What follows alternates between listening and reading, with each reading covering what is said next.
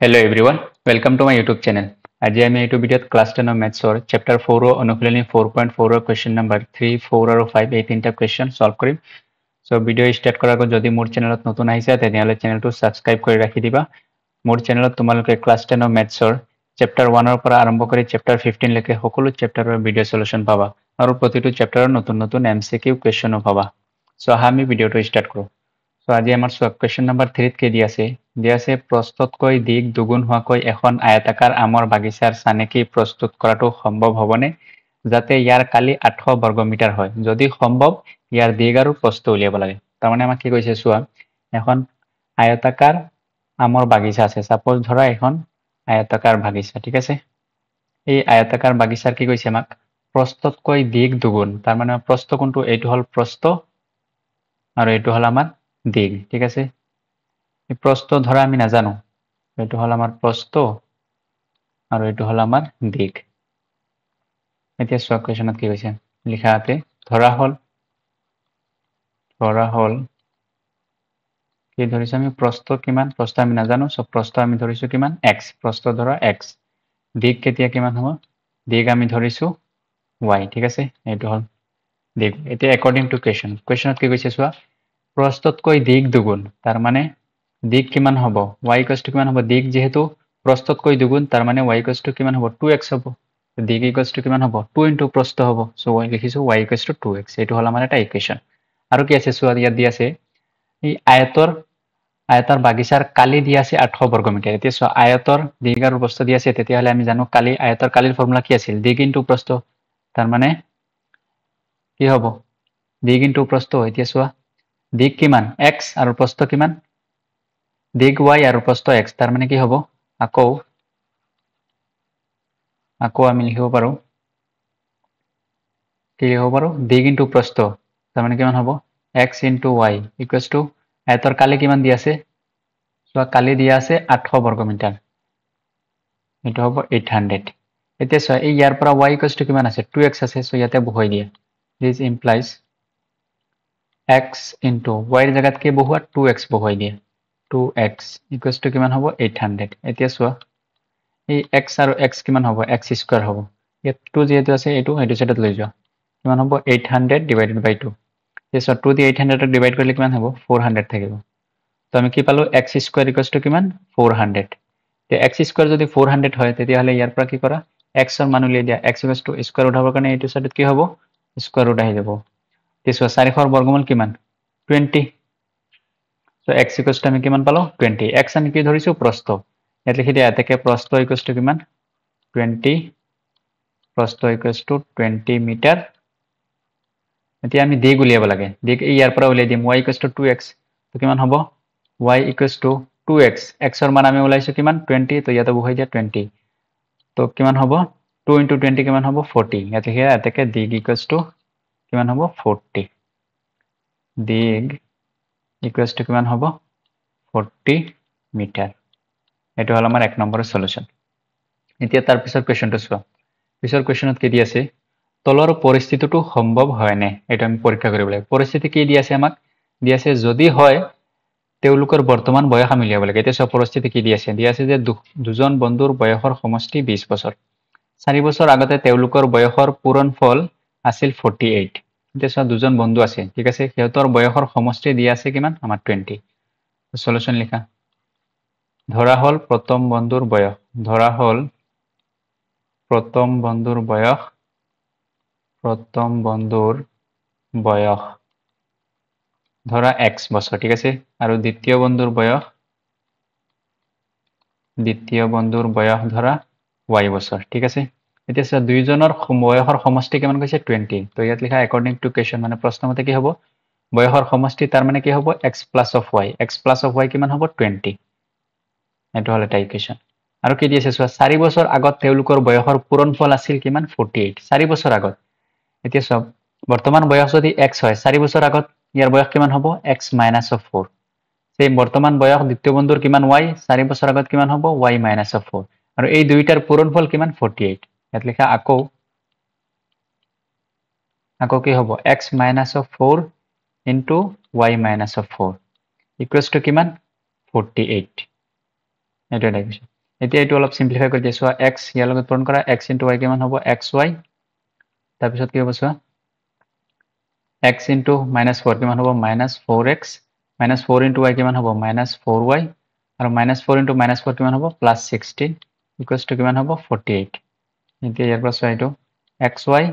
minus of ইয়াত চোৱা ইয়াত -4 আছে ইয়াতো -4 আছে তো মই -4 কি কৈছো কমন লৈ দিছো কি থাকিব ইয়াতে x থাকিব আৰু ইয়াতে কি থাকিব y x plus of y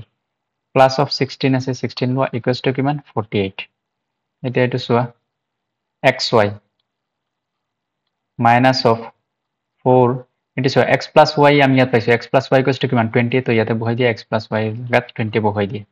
plus of 16 = কিমান 48 এতিয়া so এইটো ইকুৱেশ্যনৰ পৰা মই লিখিব পাৰো নহয় x y = মই কি লিখিব পাৰো y = কি লিখিব পাৰো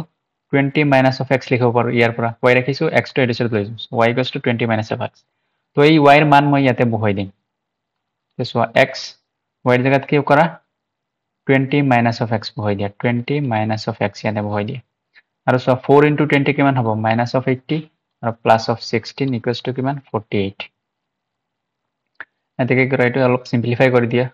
so x ইয়াৰ লগত পূৰণ আছে পূৰণ কৰা 20x হ'ব তাৰপিছত x * x কিমান হ'ব minus of x square তে so -80 আৰু +16 এইটো কিমান হ'ব minus of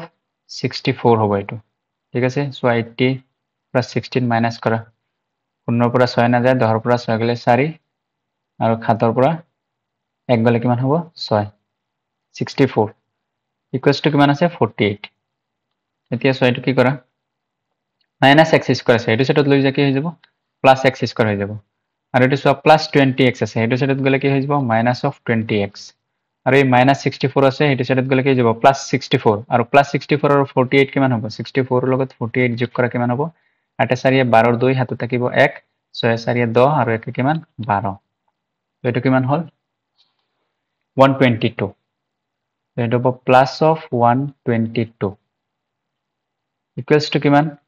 0 হ'ব ঠিক আছে এতিয়া সো এইটো এটা কি দ্বিঘাত সমীকৰণ আমি পাই গলো ইয়াৰ পৰা আমি যদি সমাধান উলিয়াও তেতিয়া হলে আমি x এর মান পাই যাম আর x এর মান পাই গলে আমি y এর মান উলিয়াব পাৰো এতিয়া সো ইয়াৰ সমাধান আছে না নাই আমি প্ৰথমত চেক কৰিব লাগিব সো আমাৰ সমীকৰণ কি দি আছে সো x² - 20x plus 122 = 0 এইটো দি আছে তে ইয়াত চোৱা a কিমান ইয়াত a = 1 এটো ax² bx plus c ফৰ্মত আছে নহয় তো a = 1 b = কিমান -20 আৰু c = কিমান 122 এতিয়া চোৱা কেনেকা চেক কৰে সমাধান আছে না নাই b² - 4ac b² - 4ac > 0 নে <0 চেক কৰা যদি <0 হয় তেতিয়া হলে তাৰ কোনো সমাধান এতিয়া চোৱা b² কিমান আছে -20² minus of 4 a কিমান 1 আৰু c কিমান 122 এতিয়া চোৱা -² কৰিলে প্লাস হৈ যাব আৰু 20² মানে কিমান 400 মাইনাস চোৱা এই 4 দি ইয়াৰ লগত পূৰণ কৰা 4 গুণ 4 গুণ কিমান 4 আৰু ইয়াৰ লগত এটো পূৰণ কৰা চোৱা 4 2 গুণ কিমান 8 4 2 গুণ 8 4 1 গুণ কিমান 4 এতিয়া চোৱা 400 - 488 কিমান হ'ব minus of 88 এটো <0 b² - 4ac <0 লৈছে তাৰ মানে কি হ'ব ইয়াৰ কোনো সমাধান নাই সো কোৱেশ্চনত চোৱা ইয়াত কৈছে তলৰ পৰিস্থিতিটো সম্ভৱ হয় না সো লিখি দিয়া যেহেতু ইয়াৰ কোনো সমাধান নাই সো তলৰ পৰিস্থিতিটো সম্ভৱ নহয় ইয়াত লিখি দিবা এতেকে পৰিস্থিতিটো সম্ভৱ নহয় এতেকে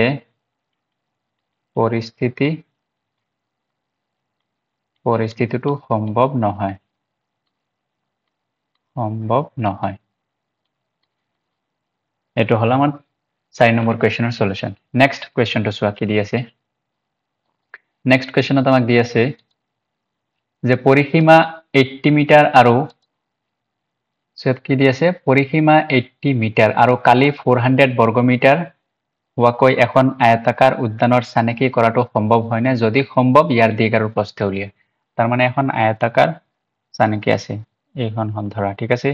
ইয়াৰ পৰিসীমা কিমান 80 মিটাৰ আৰু কালি যদি 400 বৰ্গ মিটাৰ হয় ঠিক আছে কালি 400 বৰ্গ মিটাৰ তেতিয়া হলে এই আয়তাকাৰ সম্ভৱ হ'ব না এটো চেক কৰিব লাগে সোয়া কোৱেশ্চনত কি দিয়া আছে সলিউশন দিয়া আছে কি দিয়া আছে পৰিসীমা = কিমান 80 মিটাৰ এতিয়া পৰিসীমাৰ ফৰ্মুলা আমি কি জানো 2 * দিক প্লাস প্ৰস্থ দিক ধৰা L আৰু প্ৰস্থ ধৰা B ঠিক আছে 2 into দিক প্লাছ প্ৰস্থ হ'ল আমাৰ পৰিসীমা ইকুৱেলছ টু কিমান 80 ইয়াৰ পৰা চোৱা L plus B equals to আমি কিমান পাম 2 এইটো সাইডত ডিভাইড কৰি দিয়া 80 divided by 2 2 1 গুণ 2 2 4 গুণ 8 শূন্য আছে তো L plus B equals to আমি কিমান পালো 40 এইটো এটা ইকুৱেশ্যন নেক্সট চোৱা কি দি আছে কালি 400 আয়তৰ কালি আৰু কি দি আছে কালি 400 মিটাৰ স্কয়াৰ কালিৰ ফৰ্মুলা কি আছিল L into B দিক into প্ৰস্থ 400 ঠিক আছে এতিয়া চোৱা ইয়াৰ পৰা কি কৰা ইয়াৰ পৰা B ৰ মান উলিয়াই দিয়া B ইকুৱেলছ টু আমি কি লিখিব পাৰো 40 minus of L ঠিক আছে সো ইয়াতে বহুৱাই দিয়া L into B ৰ জায়গাত বহুৱাই দিয়া 40 minus of L equals to কিমান 400 তাৰ পিছত চোৱা এটো কিমান হ'ব 40 into L কিমান হ'ব 40L L into L কিমান হ'ব minus of L square equals to কিমান হ'ব 400 এতিয়া চোৱা এটো এই minus L square আছে এটো সাইডত লৈ যা কি হৈ যাব plus L square হৈ যাব plus 40L হেতু সাইডত লৈ গলে minus 40L আৰু plus of কিমান হ'ব 400 equals to 0 এতিয়া চোৱা এটো আমি কি এটা দ্বিঘাত সমীকৰণ পাই গলো L square minus 40L plus 400 equals to 0 দ্বিঘাত সমীকৰণ সো ইয়াৰ আমি সমাধান উলিয়াম সো কেনেকৈ উলিয়াম এই এনেকুৱা ধৰণৰ দ্বিঘাত সমীকৰণৰ সমাধান কেনেকৈ উলিয়াম মই অলৰেডি ভিডিও বনাই ৰাখিছো যদি চোৱা নাই তেতিয়া হলে ডেসক্ৰিপচনত লিংক দি দিম তাৰ পৰা চাই লবা যদি আগৰ ভিডিও চোৱা তেতিয়া হলে ইজিলি কৰিব পাৰিবা চোৱা L square এই মাজৰ পদটোক মই বিভাজন কৰিম এটো কি লিখিছো -20L minus of 20L plus of 400 এইটো 20L কেনেকৈ লিখিছো মই অলৰেডি বুজাই ৰাখিছো আগৰ ভিডিও বিলাক চাই লবা বুজি পাবা তেতিয়া এতিয়া চোৱা ইয়াতেও L আছে ইয়াতো L আছে মই কি কৰিছো L এটা কমন লৈছো কি হ'ব ইয়াতে L minus of 20 যেটো ওলাইছে এটো আকৌ লিখি দিয়া L minus of 20 তেছো ইয়াত L আছে আৰু ইয়াত -20L আছে সো -20 মাল্টিপ্লাই কৰি দিয়া ইকুৱেলছ টু কিমান হ'ব 0 তেছো ইয়াতেও L -20 ইয়াতেও L -20 L -20 কি কৰা কমন লৈ দিয়া L minus of 20 কমন লৈ দিছো কি থাকিলে আমাৰ আকৌ L -20 ও থাকিছে L আৰু -20 থাকিল ইকুৱেলছ টু 0 তেছো দুইটা সংখ্যাৰ পূৰণফল 0 তাৰ মানে কি হ'ব যিকোনো এটা 0 হ'ব লাগিব তো L minus of 20 equals to 0 হ'ব or into L minus of 20 equals to 0 same তো ইয়াৰ পৰা আমি কি পাইছো L equals to কিমান 20 L মানে কি ধৰিছো আমি দিক সো আমি দিক পাই গলো 20 দিক যদি 20 পাইছো তেতিয়া হলে প্ৰস্থ আমি ইয়াৰ পৰা পাই যাম B equals to কিমান হ'ব আমাৰ B equals to 40 minus of L আৰু 40 minus of L কিমান 20 equals to কিমান হ'ব 40 minus of 20 কিমান হ'ব 20 হ'ব